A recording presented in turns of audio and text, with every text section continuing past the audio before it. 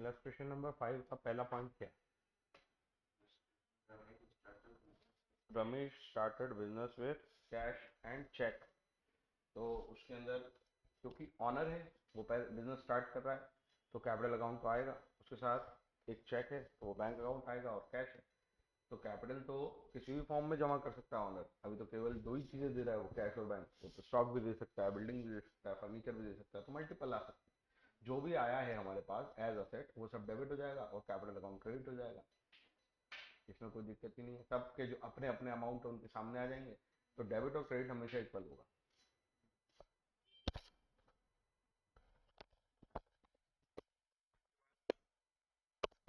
जो दूसरा पॉइंट है वो क्या है? Repairing of premises. प्रेमाइसिस अगर रिपेयर होते हैं तो पहली बात तो ये प्रेमाइसिस का मतलब बिल्डिंग, और बिल्डिंग रिपेयर होती है। आपने तो 10,000 रुपये कैश दिया है, कहीं भी इंफॉर्मेशन नहीं है कि ये क्रेडिट पे है। दूसरी बात, रिपेयरिंग ऑफ प्रेमाइसिस आउटफ्लो समझ में आ रहा है कि भाई हमने रिपेयरिंग ऑफ प्रेमाइस करा के 10,000 रुपये दिए, तो ये एक तरह से आउटफ्लो हुआ। आउटफ्लो हुआ तो या तो ये कैश होगा या तो असेट होगा। तो यहाँ पे समझ में आ रहा है कि फ्यूचर के कोई बेनिफिट थोड़ी है इससे, कि वो बिल्डिंग बढ़ तोड़ी गई कि हम बिल्डिंग अकाउंट में डाल दें, तो बिल्डिंग की कैपेसिटी भी नहीं बढ़ी। तो ये सिंपल एक्सपेंस है रिपेयरिंग अकाउंट, और पैसे दिए हैं तो कैश तो आएगा ही।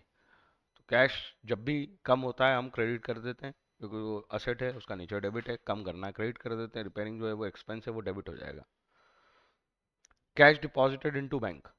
तो फील करो कहानी क्या है। पैसा जाके जमा कर दिया हमने बैंक में। अगर बैंक में हमने पैसा जमा कर दिया है तो इसका मतलब क्या हुआ कि बैंक बढ़ गया। बैंक बढ़ गया और कैश हाथ से कम हो गया। बैंक और कैश दोनों असेट है, तो जो बढ़ेगा वो डेबिट, जो कम होगा वो क्रेडिट। तो कैश कम हुआ है, क्रेडिट हो गया, बैंक बढ़ा है, डेबिट हो गया। Bought goods. बॉट मतलब परचेज करना ही होता है।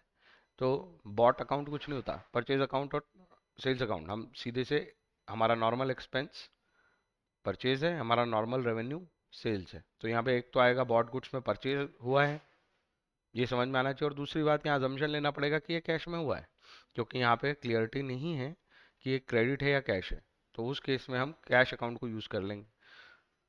पैसे दिए हैं तो कैश कम, इसलिए वो क्रेडिट हो जाएगा, और परचेज अकाउंट एक्सपेंस होता है इसलिए वो डेबिट हो जाएगा। Next, withdraw cash from bank for office use. तो हमने पैसे निकाले हैं बैंक से जाके ऑफिस के लिए। इसकी जगह कभी कभी पर्सनल पर्पस होता है। पर्सनल पर्पस मतलब होता है प्रोपराइटर घर ले गया पैसे, उस केस में वो ड्राइंग हो जाता है। लेकिन यहाँ पे तो हमने ऑफिस के लिए निकालने, तो बैंक से पैसे निकलेंगे तो बैंक में बैलेंस कम हो जाएगा और कैश का बैलेंस बढ़ जाएगा, अपने हाथ में जो कैश है वो बढ़ जाएगा। फिर से कैश और बैंक के बीच में रिलेशन है, तो कैश इंक्रीज हो रहा है इसलिए डेबिट, और बैंक डिक्रीज हो रहा है इसलिए क्रेडिट। दोनों असेट है इसलिए जो सेम नेचर पे गई है वो डेबिट, और इंक्रीज हुई है वो डेबिट, और जो डिक्रीज हुई है वो क्रेडिट। अगला पॉइंट है bought goods from Shyam. Again ये क्वेश्चन में क्लैरिटी नहीं है कि ये कैश है या क्रेडिट, लेकिन क्योंकि इसमें नाम है इसलिए हम इसको क्रेडिट ट्रांजेक्शन मानेंगे। अगर हम इसे क्रेडिट ट्रांजेक्शन मानेंगे तो हम परचेज कर रहे हैं, उधार पे कर रहे हैं, उधार जिससे लिया है वो पर्सन का नाम भी है। नहीं होता तो हम क्रेडिटर लिख लेते हैं, लेकिन उसका नाम भी है, तो वो श्याम अकाउंट बन जाएगा जो क्रेडिटर को बिलोंग कर रहा है। ऑब्वियसली वो लाइबिलिटी है, लाइबिलिटी का नेचर क्रेडिट होता है, वो बढ़ रही है इसलिए वो क्रेडिट हो जाएगी। परचेज अकाउंट की बात करूं तो परचेज अकाउंट एक्सपेंस है, और एक्सपेंस डेबिट नेचर का होता है, तो purchase account debit to Shyam. इसको ऐसे भी सोच सकते हैं कि अगर ये पैसे में खरीदता तो परचेज टू कैश हो जाता, उधार खरीदा है तो परचेज टू श्याम हो जाएगा। भाई परचेज करोगे तो परचेज अकाउंट तो डेबिट हो गई, पैसे दे दोगे तो असेट कम हो जाएगी, नहीं दोगे तो लाइबिलिटी बढ़ जाएगी। तो परचेज टू कैश या परचेज टू श्याम, इस तरह से एंट्रीज होती हैं। जितना कॉमन सेंस बनता जाएगा उतनी जल्दी क्वेश्चन होते जाएंगे। Paid cartage on goods. Cartage का मतलब होता है ठेला गाड़ी जैसे होता है, ट्रांसपोर्ट का खर्चा है ना। तो गुड्स को मूव करने के लिए खर्चा किया है, तो ये तो एक्सपेंस हुआ है। इसको पढ़ के समझ में आ रहा है एक्सपेंस हुआ है, और एक्सपेंस के पैसे भी दे दिए हैं। तो एक्सपेंस का नाम क्या रखें? तो एक्सपेंस का नाम रखेंगे कार्टेज, और पैसे दे दिए तो वो आएगा कैश अकाउंट। कैश कम हो रहा है, असेट होती है, डेबिट नेचर होता है, कम करना है क्रेडिट कर देंगे। कार्टेज एक्सपेंस है, उसका डेबिट नेचर होता है, तो cartage account debit to cash account हो जाएगा। अगली इंफॉर्मेशन देखें तो sold goods to Krishna. Sold goods goods purchase और गुड्स सेल्स, मैं बार बार कह रहा हूँ, ये तो बिजनेस की नॉर्मल एक्टिविटी है, उसका काम ही है परचेज सेल करना, तो इसका एक अकाउंट तो सेल अकाउंट है। और ये रेवेन्यू है। रेवेन्यू का नेचर कौन सा होता है? क्रेडिट। एक्सपेंस का डेबिट, रेवेन्यू का क्रेडिट। तो सेल्स नाम का रेवेन्यू तो क्रेडिट हो जाएगा। कृष्णा को बेचा है, फिर से यहाँ पे क्लैरिटी नहीं है कैश में बेचा है या क्रेडिट पे बेचा है, पर नाम दिया है, इसका मतलब हम इसको क्रेडिट कंसिडर करेंगे। सवाल है कृष्णा का, फील करो ट्रांजेक्शन, सामान बेचा है तो या तो कैश आ जाता, कैश नहीं आया है तो पैसे बाद में आएंगे, तो हमने डेटर बनाया, तो ये क्रेडिटर नहीं बनेगा, ये डेटर बनेगा। परचेज में क्रेडिटर बनता है, सेल्स में डेटर बनता है। तो डेटर क्या होती है? असेट। असेट बढ़ रही है, कृष्णा से फ्यूचर में पैसे आएंगे, तो असेट बढ़ती है, सेम नेचर से नेचर होता है डेबिट, तो कृष्णा अकाउंट डेबिट हो जाएगा to sales. Receive from Krishna on account, Krishna से ऑन अकाउंट रिसीव हुआ है। ऑन अकाउंट का मतलब क्या है? देखो हमेशा ऊपर देखो कि कृष्णा कौन है, कृष्णा हमारा डेटर है, उससे कितने पैसे लेने हैं? 15,000। अभी कितने ले रहे हैं? 10,000। अब 10,000 ले रहे हैं, तो वैसे तो ये ऑन अकाउंट ना भी लिखता तो हम यही मानते हैं कि केवल 10 आए, 5 बाद में आएंगे, पर उसने एक्स्ट्रा क्लैरिटी देने के लिए बोला ये अकाउंट सेटल नहीं हुआ है। अगर ये सेटल हो जाता तो इसका मतलब था बाकी का हमने छोड़ दिया, डिस्काउंट दे दिया, नहीं लेंगे। लेकिन ये तो ऑन अकाउंट लिख के और क्लैरिटी दे रहा है कि भैया इसका हिसाब किताब अभी चलेगा, आप केवल ये मानो कि 10,000 ही आए हैं, कोई रिलीफ नहीं दिया है इसको। तो ये इंफॉर्मेशन से कंफ्यूज नहीं होना। तो 10,000 रुपये लेने की एंट्री कर दो, बात खत्म। कृष्णा एक डेटर था जो कम हो जाएगा, डेटर का नीचे डेबिट था, वो कम होगा तो वो क्रेडिट हो जाएगा। और दूसरा तो समझ में आ रहा है, पैसे आ रहे हैं, पैसे आ रहे हैं तो कैश अकाउंट, कैश अकाउंट बढ़ रहा है, असेट बढ़ रही है तो डेबिट हो जाएगी। यहां तक हमने कल कवर कर लिया था। इसके आगे की एंट्री पढ़ो क्या है 10वीं। 10th एंट्री है अप्रैल 24 के बाद। ये अप्रैल 24 देखो, कृष्णा अकाउंट के बाद अगला क्या है वो? अप्रैल 28। हाँ, क्या एंट्री है? Paid to Shyam by cheque rupees 22,500। Paid to Shyam by cheque ₹22,500। कभी भी ये ऐसा ट्रांजेक्शन आता है कि हम किसी को पेमेंट कर रहे हैं, श्याम को, पक्का श्याम ऊपर होगा, और श्याम से हमने क्या किया होगा जो आज पेमेंट कर रहे हैं? उधार पे सामान खरीदा हुआ, आज उधारी चुका रहे हैं, ये ऊपर दिख भी जाएगा कि श्याम अकाउंट होगा। ठीक है, तो उससे ये समझ में आ जाता है कि श्याम एक क्रेडिटर है। ये देखो, ये एंट्री थी अप्रैल 13 को, श्याम नाम का व्यक्ति था, उससे 22,500 का हिसाब है अपना। ऊपर जाके ये देखने से ये भी समझ में आ जाता है कितने रुपए का हिसाब था। तो 22,500 का हिसाब था, शाम को पैसे देने थे हमें, वो हमारा क्रेडिटर था, और आज हमने उसको 22,500 पूरे दे दिए। तो कोई डिस्काउंट डिस्काउंट नहीं मिला है हमको, पूरे पैसे देने पड़े। पेड वर्ड ये क्लियर कर रहा है कि कौन सा अकाउंट आएगा, कैश अकाउंट। इंक्रीज हो रहा है कि डिक्रीज हो रहा है? पेड है, डिक्रीज हो रहा है। ये एसेट होती है, इसका नेचर डेबिट होता है, ये कम हो रही है, कम हो रही है तो इसके अपोजिट नेचर पे कम हो जाएगी, दैट इज क्रेडिट पे कम हो जाएगी। दूसरा अकाउंट कौन है? श्याम। श्याम हमारा क्रेडिटर है, ये कौन है हमारा? क्रेडिटर, मतलब लाइबिलिटी है, और इसका नेचर कौन सा होता है? क्रेडिट। ये भी कम हो रहा है क्योंकि इसको पेमेंट हो रहा है, तो अब हमारी 22,500 की उधारी नहीं रही ना, लाइबिलिटी खत्म हो गई ना, तो अपोजिट नेचर पे चली जाएगी क्योंकि वो डिक्रीज हो रही है। तो बस एंट्री हो गई, Shyam account debit to cash. अरे किसी को पैसे दे रहे हो तो टू कैश तो हो गई, शाम को दे रहे हो तो शाम अकाउंट डेबिट हो जाएगा। अमाउंट कितना आएगा? 22,500। अगला पढ़ो। अप्रैल 29। अप्रैल 29, इस दिन क्या हुआ? Placed an order for goods with Parul and Company rupees 3,000 place N order for goods for goods, goods के लिए ऑर्डर प्लेस किया, समझना सबसे ज्यादा जरूरी है। Place N order for goods, हाँ, with Parul and Company। With Parul and company. Amount दिया है। Yes sir, हम्म। 3,000। अब पहले तो ये बताओ, इसका मतलब ये हुआ कि हम 3,000 रुपये दिए हैं उसको? क्या इसका मतलब ये निकालूं मैं? 3,000 रुपये दिए हैं, या 3,000 रुपये का गुड्स बुक करके आया है, ऑर्डर दे के आए हैं कि इतने का गुड्स खरीदना होगा मैं? ऑर्डर देकर आए। पैसे दिए हैं ना, पैसों का लेन देन हुआ। गुड्स लिया है, अभी तो ऑर्डर ही दिया है। कोई भी फाइनेंशियल वैल्यू का ट्रांजैक्शन हुआ ही नहीं, ना गुड्स आया ना पैसे दिए। पैसे और गुड्स दोनों की बातें हो रही है पर कुछ आ नहीं रहा है ना जा रहा है। तो इस केस को हम रिकॉर्ड ही नहीं कर सकते, क्योंकि हम केवल उन्हीं ट्रांजेक्शन को रिकॉर्ड करते हैं जो फाइनेंशियल नेचर के होते हैं। since since there is no financial transaction,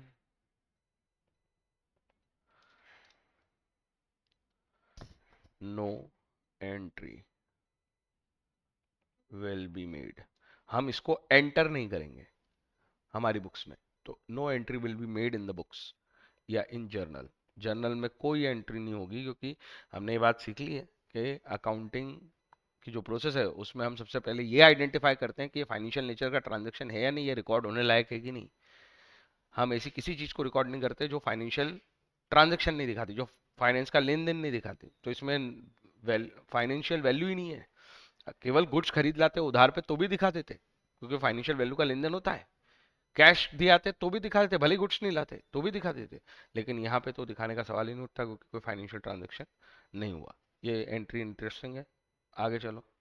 देखो, क्योंकि वो उसने कहा था हम केवल ऑर्डर प्लेस कराएं, ना गुड्स लाए हैं ना पैसे दे के आए, बस वैल्यू बता दी थी कि वो जो ऑर्डर प्लेस किया है वो 3,000 का गुड्स है। अरे, केवल ये बताने से या ये ऐसा पता चलने से ये थोड़ी होता है कि हमने कोई पैसे दे दिए उनसे या गुड्स ले लिया है। ना पैसे दिए ना गुड्स लिए, तो ऑब्वियसली बात है कि कोई ट्रांजेक्शन नहीं हुआ, कोई लेन देन नहीं हुआ, इसलिए कोई एंट्री नहीं। आगे।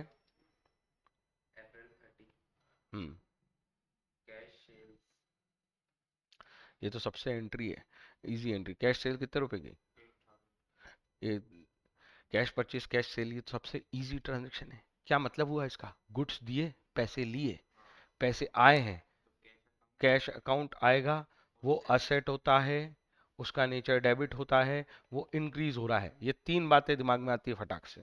तो इंक्रीज तो सेम नेचर पे होगा, डेबिट।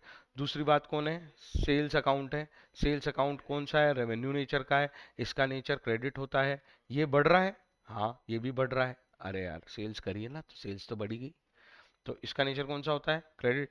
तो बस जो डेबिट हुआ वो डेबिट में लिखो, जो क्रेडिट हुआ वो क्रेडिट में लिखो। तो cash account debit to sales account, और इसमें आ जाएगा 8,000 8,000। आगे चलो। उसके बाद April 30 को एक और ट्रांजेक्शन है, hmm paid salary to Ram paid salary to Ram, ₹3,000, ₹3,000। अब देखो, इसमें पेड सैलरी, पेमेंट तो कर दिया ना, अभी भी उसका नाम दिया है, तो मेरा नाम किस काम का? क्योंकि इससे अब तो ना फ्यूचर में कुछ लेना है ना देना है। भाई सैलरी ड्यू हुई थी, हमने पे कर दी, तो इसके नाम का तो सवाल ही नहीं आता। तो पेड सैलरी में एक अकाउंट तो आ जाएगा कैश, और एक आ जाएगा सैलरी अकाउंट।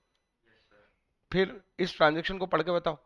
पेमेंट आउटफ्लो वाली बात है, आउटफ्लो के दो ही आउटकम हो सकते हैं, या तो असेट या तो एक्सपेंस। ये असेट जैसा है या एक्सपेंस जैसा? cash का ये असेट जैसा है या एक्सपेंस जैसा? कैश कम हुआ उससे ही तो पता चल रहा है कि आउटफ्लो है। तो मैं ये expense का हाँ, क्योंकि इससे कोई फ्यूचर का बेनिफिट, राइट, ऑनरशिप, कंट्रोल नहीं बन रहा है। ये असेट जैसा कैसे हो सकता है? ये ड्यू हुआ होगा पैसा, इसलिए पे किया है। तो ऐसे इसको आइडेंटिफाई करते हैं। तो कैश असेट है, ये एक्सपेंस है, इसका नेचर डेबिट, इसका भी नेचर डेबिट। ये कम हो रहा है तो ये क्रेडिट हो जाएगा, ये बढ़ रहा है इसलिए डेबिट हो जाएगा। तो कभी भी कोई एक्सपेंस हो तो वो तो डेबिट ही होता है, उसमें कोई टेंशन ही नहीं है। धीरे धीरे ये सीखो। सैलरी अकाउंट है, एक्सपेंस है, तो ये तो डेबिट ही होगा। Salary account debit to cash.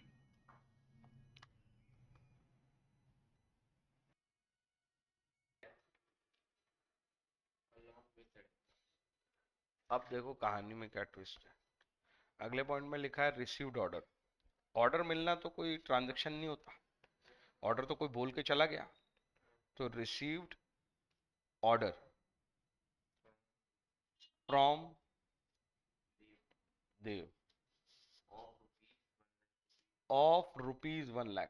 तो जो गुड्स हमें डिलीवर करना, ऑर्डर रिसीव होने का मतलब सामान हम बेचेंगे। वो ऑर्डर प्लेस करके गया है, कहानी को समझना। सामान हम बेचेंगे, और वो जो सामान बेचेंगे उसकी वर्थ 1,00,000 रुपए। यहां तक में तो कुछ भी फाइनेंशियल ट्रांजेक्शन हुआ ही नहीं, ना गुड्स दिए ना पैसे लिए, बस ऑर्डर बुक किया है। तो received order from Dev and company and receive, उसके बाद भी मतलब बोलो। along with advance यही तो बोल रहा हूँ मैं, वही लिख रहा था, अलोंग विथ एडवांस rupees ₹10,000, 10,000 रुपए का उससे एडवांस लिया है। तो 1 लाख भी दिख रहा है, 10,000 भी दिख रहा है, पर कहानी समझ में आनी चाहिए, तो समझ में आएगा कि कितने का फाइनेंशियल ट्रांजेक्शन हुआ है। वो जब ऑर्डर बुक करके गया तो हम उससे बोल रहे हैं, भैया तू ऑर्डर बुक करके जा रहा है, मैं सामान मंगाऊंगा, तू एक काम कर, कुछ एडवांस दे जा। तो हमें एडवांस मिला है 10,000 रुपए का। ये बात समझ में आ रही है?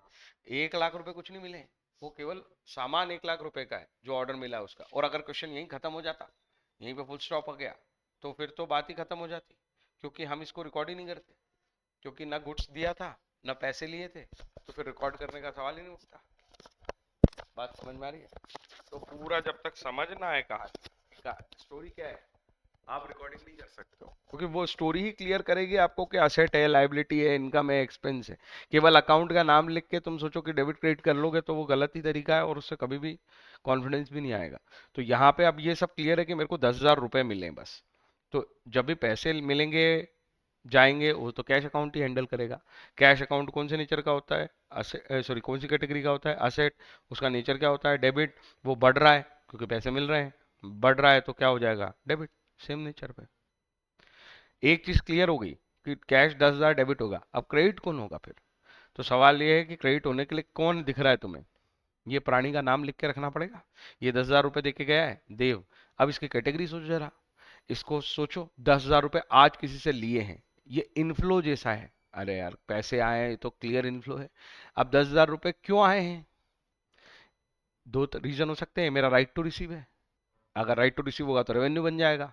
और अगर ये future obligation to do something हुआ या फ्यूचर ऑब्लिगेशन टू पे हुआ, तो ये लाइबिलिटी बन जाएगा। तो ये लाइबिलिटी है। ऐसे जब समझ में आता है ना, तब क्लैरिटी आती है। तो ये हमारा एक तरह से कौन बना, क्रेडिट। बात समझ में आई? और इसको क्रेडिटर लिखने की जगह लिखो एडवांस, है ना। तो देव नाम लिखने से क्लियर नहीं होगा, लिखने से क्लियर होगा एडवांस फ्रॉम देव। समझ में आई बात? या देव्स एडवांस अकाउंट। तो ये क्लैरिटी दे रहा है। कहानी वैसी लग रही है क्रेडिटर जैसी, पर क्रेडिटर थोड़ी है ये। क्रेडिटर तो परचेस से बनते हैं। ये क्लियरली हमें एक एडवांस मिला है जो हमारी सेल होगी फ्यूचर में, तो इसको हम लिखेंगे एडवांस फ्रॉम देव। है वो ही लाइबिलिटी। नेचर क्या होता है, क्रेडिट। इंक्रीज हो रही है, तो हमें तो पता ही था, हम क्रेडिट वाली चीज ढूंढ रहे हैं, वही थी ये क्रेडिट वाली चीज। ये समझ में आया, ये अच्छा पॉइंट है। ऑर्डर मिला था लाख रुपए का, लाख रुपए का कोई फाइनेंशियल ट्रांजैक्शन नहीं है, ये बस ऑर्डर था। और क्वेश्चन यही खत्म होता तो हम तो उसकी एंट्री नहीं करते, क्योंकि ना कुछ लेन देन नहीं होता। लेकिन उसने ये बता दिया कि वो ऑर्डर देते के साथ वो 10,000 रुपए दे गया।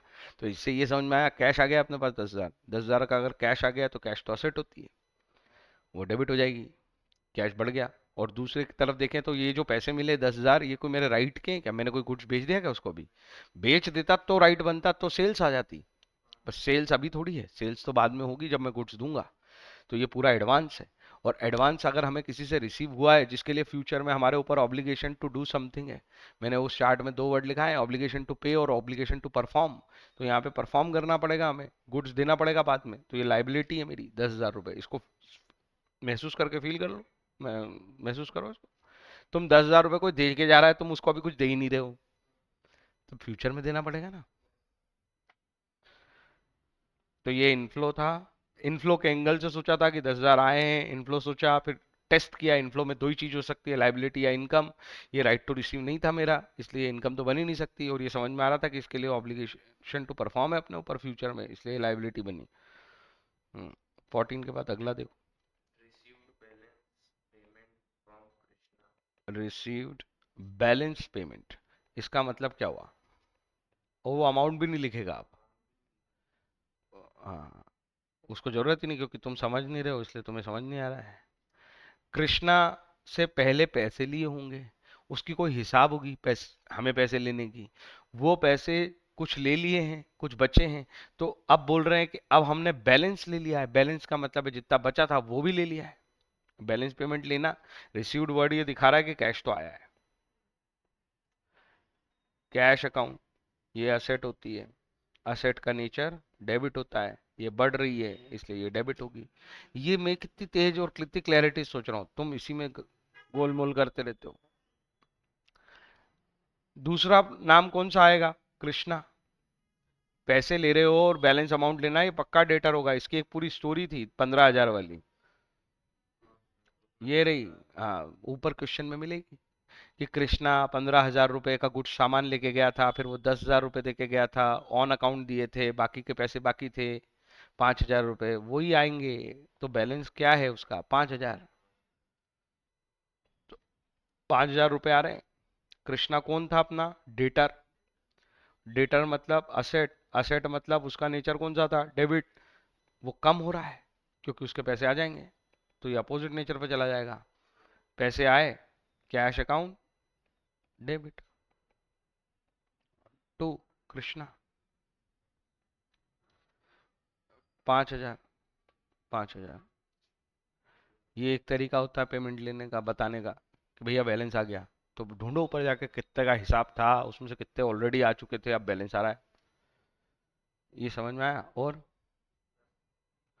तो ये इलस्ट्रेशन भी पूरी हो गई और मैंने सारी समझा भी दी। इलस्ट्रेशन नंबर कौन सी दी है? 5।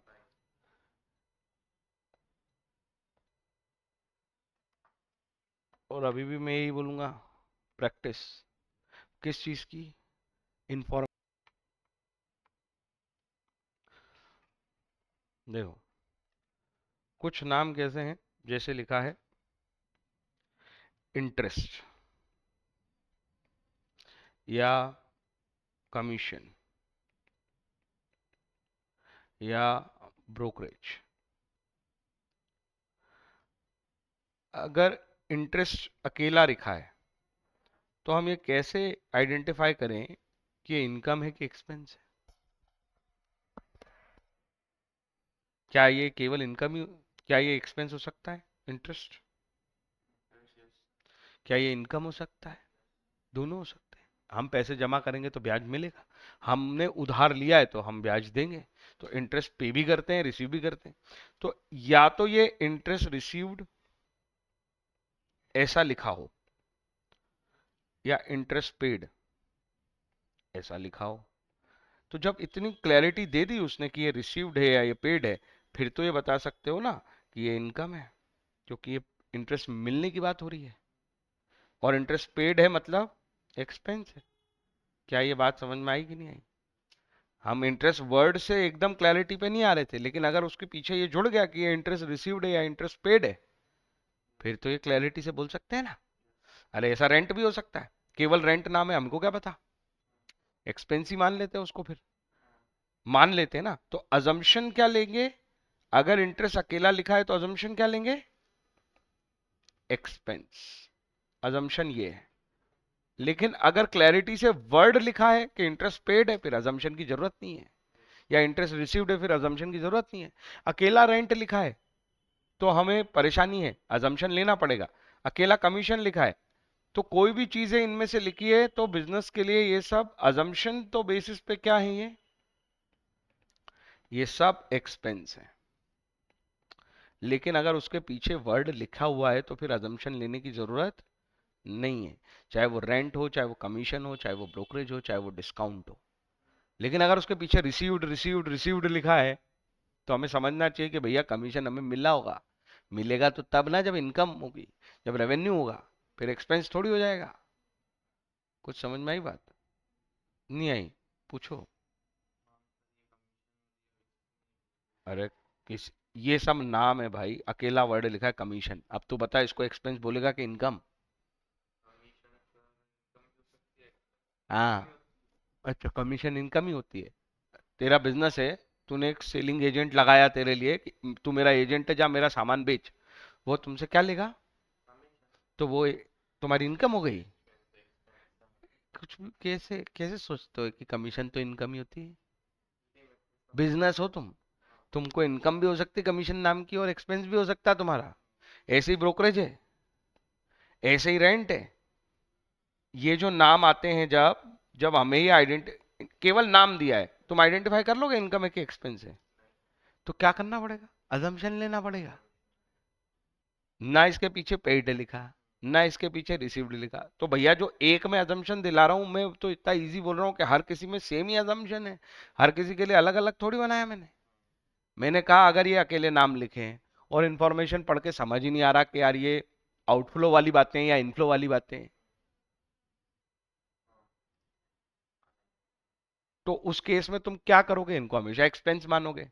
लेकिन अगर उस इंफॉर्मेशन से ये क्लियर हो जाता है कि भैया ये इनफ्लो है, पैसे आ रहे हैं, तो फिर तो इनकम ही बोलना पड़े, फिर तो रेवेन्यू बोलना पड़ेगा ना। क्लैरिटी नहीं है तो कुछ अभी क्लैरिटी नहीं थी तो गुड्स को, गुड्स सोल्ड ₹2000, कहाँ क्लैरिटी है पैसे आए कि नहीं आए, केवल इतना लिखा है, अजम्पशन लिया कि कैश में हुआ। गुड्स सोल्ड टू अमित 5000, कहीं लिखा तो नहीं है, क्या लिया, अजम्पशन लिया। मैं कह रहा हूं अकेला इंटरेस्ट मिला, अब तुमको क्लैरिटी ही नहीं मिल रही उसमें, ये पेड है रिसीव्ड है, तो ना इनफ्लो की क्लैरिटी ना आउटफ्लो की क्लैरिटी, तो क्या मान के चलूं मैं, तो एक्सपेंस मान के चलना। अदरवाइज अगर क्लैरिटी है तो जबरदस्ती अजम्पशन लेते हैं क्या, जब लोग लिख रहा है good sold to Amit on in cash, अब तुम बोलो अमित वाला मामला क्रेडिट का है, वो तो क्लैरिटी दे रहा है, अब थोड़ी अजम्पशन ले लूंगा मैं, वो तो बता रहा है कि कैश में बिका है। नाम देने से क्या होता है, ऐसा हमको तब सोचना पड़ा जब उसने क्लैरिटी नहीं दी। तो मैं कह रहा हूं ये जितने भी नाम हैं इनमें क्लैरिटी नहीं है, तो हम इसको हमेशा बिजनेस के एंगल से, जनरली ये क्या होते हैं, जनरली तो ये एक्सपेंसिव होते हैं, लेकिन जब वो बोल रहा है कि ये पैसे मिले हैं, अब तुम थोड़ा अजम्पशन ले सकते हो कि ये जनरली एक्सपेंसिव, वो क्लैरिटी देता है पेड और रिसीव्ड की, फिर तो कोई झंझट ही नहीं है, फिर तो देखो ना, पेड लिखा है तो एक्सपेंस है, रिसीव्ड लिखा है तो इनकम है, रेवेन्यू है, इसमें क्या समस्या है, अभी भी पूछ रहा हूँ, सोच लो।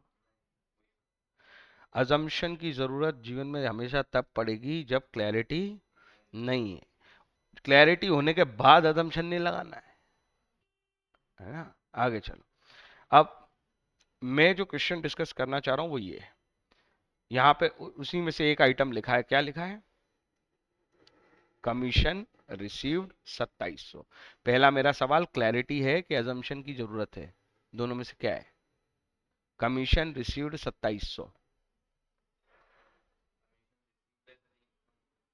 क्लैरिटी है, इसमें कोई अजम्पशन की गुंजाइश नहीं है कि मैं बोल दूं कि एक्सपेंस भी हो सकता है, अरे यार कोई एक्सपेंस रिसीव होता है क्या, रिसीव्ड हो रहा है मतलब ये रेवेन्यू है हमारा, रेवेन्यू होता है तो उसका नाम ढूंढना पड़ता है, नाम क्या होगा, कमीशन,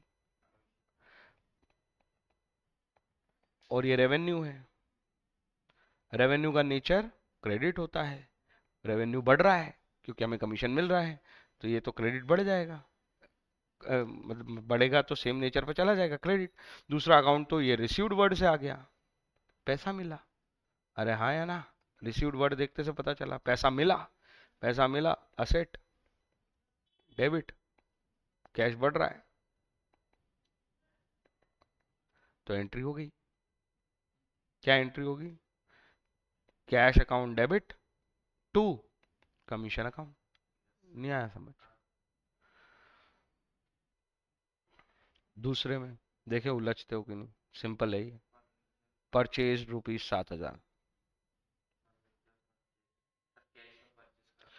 ये तो ठीक है, अकाउंट कौन कौन से आएंगे,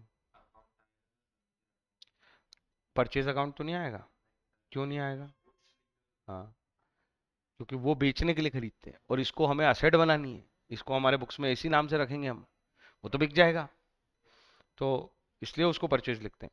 फर्नीचर अकाउंट, ये भी असेट, असेट है ना, ये आइडेंटिफाई करनी है नीचे, और पैसे दिए हैं ये समझ में आ रहा है, तुमने बोला कैश में हुआ है, तो कैश भी असेट, एक असेट कम होगी, एक असेट बढ़ जाएगी, असेट के नेचर तो डेबिट ही होते हैं, जो बढ़ गई वो डेबिट, जो कम हो गई वो क्रेडिट, अरे पैसा गया, क्रेडिट कर दो कैश, कोई डाउट है क्या, आगे चलो, अब बताओ क्या लगता है, एक्सपेंस आएगा, एक्सपेंस का नाम क्या रखेंगे,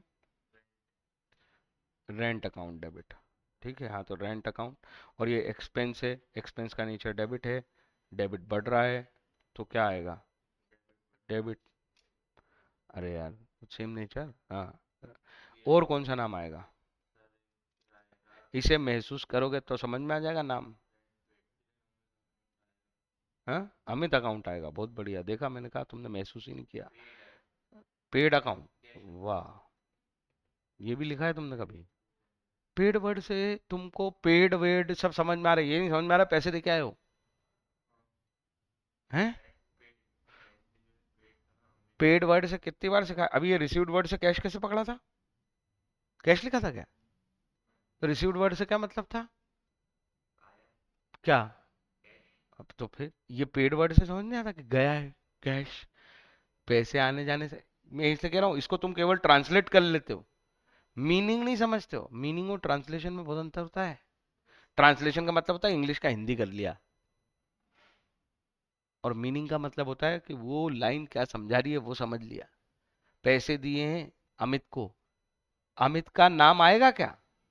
अरे पैसों का लेन देन हो गया, कुछ पेंडिंग है नहीं अमित के नाम पे, ना फ्यूचर में पेबल है ना रिसीवेबल है, तो अमित का नाम नहीं आएगा। इन्फॉर्मेशन दे रखी है तो इसका ये मतलब थोड़ी कि अमित अकाउंट आ जाएगा।